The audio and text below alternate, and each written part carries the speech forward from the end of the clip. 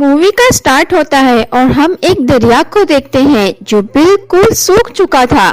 उसकी सारी मिट्टी भी काली रंग की थी और उसके आसपास मरे हुए जानवरों के ढांचे पड़े हुए थे। उसके दरमियान में एक सूखा हुआ दरख्त था जिसे देखकर काफी डर लगता था। उसके बाद हम एक फैमिली को देखते हैं जो इस दरिया से थोड़ा सा दूर ही अपने नए घर में शिफ्ट हुए थे। जेस अपने 2 बच्चों के साथ इस घर में आई थी। उसकी फैमिली में एक बेटी और एक छोटा बेटा ऑन था और उनके साथ एक कुत्ता भी था। इस कुत्ते को ऑन की अच्छी दोस्ती थी। यहाँ पर हमें जेस के बारे में बताया जाता है कि वो पहले बहुत नशा करती थी और अपने बच्चों पर बिल्कुल तवज्जो नहीं देती थी, इसलिए उसके बच्चे अपने वालिद से ज्यादा अटैच थे और जेस अपने बच्चों से अलग हो गई थी।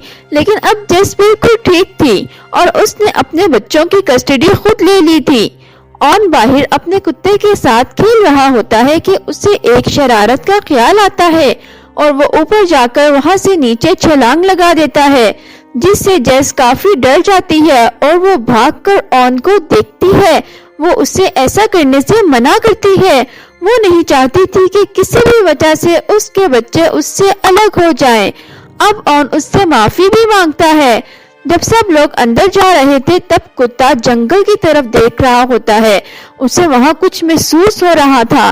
वो जोर से भौंकता है लेकिन कोई भी उसकी तरफ ध्यान नहीं देता। फिर सब अंदर चले जाते हैं। जब रात को सब सोने लगते हैं तब भी वो कुत्ता मुसलसल जंगल की तरफ देख रहा था, लेकिन तब भी जेस उस पर ध्यान नहीं देती और सोने के लिए चली जाती है। अगले दिन जेस अपने बच्चों को उनके वालिद के घर छोड़ती है तो उसका हस्बैंड उसे एक लिफाफा देता है, लेकिन वो उसे नहीं खोलती और अपने काम पर चली जाती है। जेस एक हॉस्पिटल में नर्स थी। वहाँ जेस अपनी दोस्त से मिलती है और एक मरीज औरत से भी, जिसका इस दुनिया में कोई नहीं रहा और वो भी अब जिंदा नहीं रहना चाहती थी। जेस उसे समझाती है कि जिंदगी बहुत खूबसूरत है और ये बार बार नहीं मिलती। अब बच्चे वापस आ जाते हैं और दोनों मिलकर मछलियां पकड़ने के लिए उसी दरिया पर जाते हैं जिसे हमने कहानी के शुरू में देखा था। वो उसकी ऐसी हालत देखकर परेशान होते हैं क्योंकि वो पूरी तरह से सूख चुका था। और फिर उनका कुत्ता भौंकने लगता है और भौंकते हुए भागता है और उस कीचड़ में फंस जाता है। वो दोनों उसकी मदद करते हैं। जब वो गंदे कपड़ों के साथ घर जाते हैं तो जेस उनसे बहुत नाराज होती है। फिर रात को जब वो खाना खाते हैं तो ऑन को खाना पसंद नहीं आता, तो जेस उससे कहती है कि आज ये खा लो, कल मैं तुम्हारी पसंद का खाना बनाऊंगी। अगली सुबह उनका कुत्ता फिर जंगल की तरफ देखकर भौंकता है और फिर वो जंगल की तरफ भाग जाता है। ऑन भी उसके पीछे भागता है, लेकिन रास्ते में लगी लोहे की तारों की वजह से वो रुक जाता है और वापस आ जाता है। घर के बाहर बैठकर अपने कुत्ते का इंतजार करने लगता है। वो अपनी माँ से कहता है आप जाएं, उसे ढूंढें, लेकिन जेस उसे कहती है कि वो सो जाए, कल खुद ही वो वापस आ जाएगा। अगले दिन जब जेस अपनी नौकरी से वापस आती है तो ऑन घर पर नहीं होता। वो अपने कुत्ते को ढूंढने बाहर चला जाता है। जेस अपने बेटे को ढूंढती है और उसे समझाती है ऐसे ना करो, वो खुद ही घर वापस आ जाएगा। फिर रात को जब वो लोग खाना खा रहे होते हैं तो ऑन को उसका कुत्ता बाहर नजर आता है। वो बाकी सबको भी बाहर ले आता है, लेकिन उनका कुत्ता काफी अजीब लग रहा था।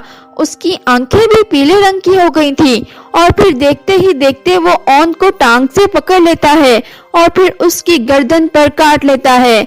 जेस उसको बचाने की कोशिश करती है, लेकिन ऑन काफी जख्मी हो गया था और उसका खून भी निकल रहा था। जेस उसे हॉस्पिटल ले जाती है। उधर जेस का हस्बैंड भी आ जाता है और जेस पर काफी गुस्सा करता है और उस पर चिल्लाता है कि तुम्हारी वजह से ये सब कुछ हुआ है। जेस उससे कहती है वो कुत्ता तुमने ऑन को दिया था। ऑपरेशन के बाद ऑन की हालत ठीक हो रही थी। जेस ऑन को खाना खिलाती है, लेकिन ऑन को खाना पसंद नहीं आता। इसको लगता है कि ये उसकी बीमारी की वजह से ऐसा है, लेकिन बात कुछ और थी। वो हमें कहानी के आगे पता चलता है। इसके बाद हम ओवन को देखते हैं। उसकी हालत ज्यादा खराब हो गई थी। उसके मुंह से झाग निकल रही थी। जेस उसे देखकर काफी परेशान हो जाती है। ڈاکٹرز اس کو بے ہوشی کا انجیکشن دے کر اس کا خون ٹیسٹ کرواتے ہیں، لیکن اس سے بھی ڈاکٹرز کو کچھ پتہ نہیں چلتا۔ پھر تھوڑی دیر بعد اوون اٹھتا ہے اور اس خون کو ہی پینے لگتا ہے جو اسے لگایا گیا تھا۔ جیس یہ دیکھ کر کافی گھبرا جاتی ہے اور وہ کسی کو نہیں بتاتی۔ اب خون نہ ملنے کی وجہ سے اوون کی حالت خراب ہونے لگتی ہے۔ جیس اسے مسلسل خون پلانے لگتی ہے اور وہ یہ خون کے پیکٹ ہاسپٹل سے چرایا کرتی تھی۔ جب اوون گھر آ جاتا ہے تب بھی وہ اسے خون پلاتی ہے جو اس نے ہاسپٹل سے چرا لیے تھے۔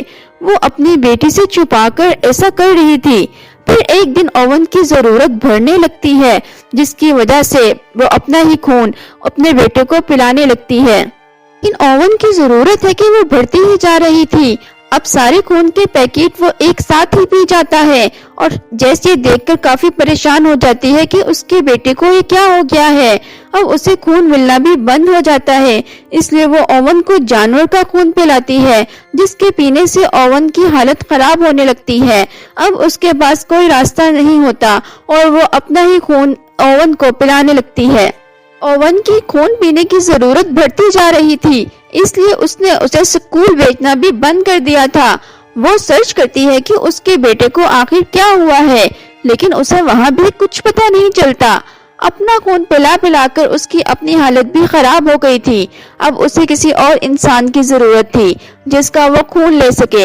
اب اس کا ہسبینڈ بچوں کو لینے آتا ہے، اس بات سے وہ کافی پریشان تھی اور اپنے بیٹے کو ایک بوتل میں خون دیتی ہے اور اسے کہتی ہے کہ اپنا خیال رکھے، وہ اس بار بھی کسی کو نہ بتائے۔ پھر ہاسپٹل میں وہی عورت اپنی جان لینے کی دوبارہ کوشش کرتی ہے، لیکن ڈاکٹرز اسے بچا رہے ہوتے ہیں۔ پھر جیس اس عورت کا خون نکالنے کی کئی بار کوشش کرتی ہے لیکن نکال نہیں پاتی۔ کچھ دن بعد ڈاکٹرز اس عورت کو گھر لے جانے کے لیے کہتے ہیں کیونکہ وہ بالکل ٹھیک ہو گئی تھی، اور جیس اس عورت کو گھر چھوڑنے کے لیے جاتی ہے، وہ عورت اس کو راستے میں کہتی ہے کہ صرف اس کی وجہ سے اسے زندگی کی سمجھ آئی ہے۔ وہ کہتی ہے کہ زندگی بہت قیمتی ہے، لیکن اب جیس ہی اس کی جان لینا چاہتی تھی۔ جیس اس عورت کو بے ہوش کر کے اپنے گھر کے بیسمنٹ میں رسیوں سے باندھ دیتی ہے اور اس کا خون نکالنے لگتی ہے۔ جب اس عورت کو ہوش آتا ہے تو وہ اس سے کہتی ہے کہ پلیز مجھے معاف کر دیں، میں مجبور ہوں، میرا بیٹا مر جائے گا۔ اب جس اپنے بیٹے کے ساتھ ہی رہتی تھی، اسے اسکول بھی نہیں بھیجتی تھی۔ جس کی بیٹی کو سب کچھ پتہ لگ رہا تھا لیکن وہ اپنی ماں سے کچھ نہیں پوچھتی۔ پھر ایک دن جب اس کی ماں گھر نہیں ہوتی تو وہ بیسمنٹ میں جاتی ہے لیکن وہاں تالا لگا ہوتا ہے۔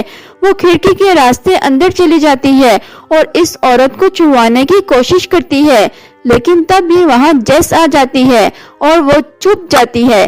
جیس کو پتہ چل جاتا ہے کہ اس کی بیٹی وہاں ہی ہے۔ پھر جیس اپنی بیٹی کو بھی ساری بات بتا دیتی ہے کہ وہ اس کے بھائی کی وجہ سے یہ سب کچھ کر رہی تھی۔ اس کی بیٹی بھی اپنی ماں کا ساتھ دینے کے لیے تیار ہو جاتی ہے۔ اگلی بار جب جیس اس عورت کا خون لینے جاتی ہے تو وہ عورت خود ہی خون دینے کے لیے تیار ہو جاتی ہے اور جیس اسے کھول دیتی ہے۔ اس بات کا فائدہ اٹھاتے ہی وہ عورت اس پر حملہ کر دیتی ہے اور بھاگنے کی کوشش کرتی ہے۔ اسی وقت وہاں پولیس بھی آ جاتی ہے جو اسی عورت کو ڈھونڈتے ہوئے وہاں آئی تھی، لیکن کسی طرح جیس اس عورت کو دوبارہ بے ہوش کر دیتی ہے اور اوپر جا کر پولیس سے ملتی ہے۔ اگلے دن بچوں کو اپنے والد کے پاس جانا تھا۔ جیس اپنی بیٹی کو اون کا خیال رکھنے کے لیے کہتی ہے۔ اگلے دن اون اپنے والد کی دوسری بیوی کو غور سے دیکھتا ہے اور اس کا خون پینے کا سوچتا ہے، لیکن اس کی بہن اسے ایسا کرنے سے روکتی ہے اور تھوڑا سا خون پینے کے لیے دیتی ہے، لیکن وہ سارا ہی خون پی جاتا ہے۔ اوون کی ضرورت اب بڑھ رہی تھی۔ واپس آ کر وہ ساری بات اپنی ماں کو بتاتی ہے، لیکن جیس اسے اور خون پلانے کے بارے میں بات کرتی ہے اور پھر وہ گھومنے جاتے ہیں۔ واپس آ کر دیکھتے ہیں کہ بیسمنٹ کا دروازہ کھلا ہوا تھا۔ وہ عورت جیسے جیس نے قید کیا تھا وہ بھاگ چکی تھی۔ وہ عورت بھاگ کر جنگل کی طرف جا رہی تھی اور اوون بھی اس کے پیچھے جا رہا تھا۔ اندھیرا ہونے کی وجہ سے لوہے کی تاریں اس عورت کو نظر نہیں آتی اور اس کا گلا کٹ جاتا ہے، اور پھر جیس بھی وہاں آ جاتی ہے۔ وہ دیکھتی ہے کہ اوون اس عورت کا خون پی رہا تھا۔ یہ منظر بہت ہی بھیانک تھا۔ پھر جیس اس عورت کی لاش کو ٹھکانے لگاتی ہے۔ صبح اوون کو اپنا خون پلاتی ہے، لیکن اب اس کی حالت بھی خراب ہو چکی تھی۔ ओवन की जरूरत बढ़ गई थी, वो बार बार खून मांग रहा था। उसके बाद जेस की बेटी उस दरिया की तरफ जाती है और उसे उसी दरख्त के दरमियान में कुछ नजर आता है और वो अपनी माँ को बताने के लिए भागती है।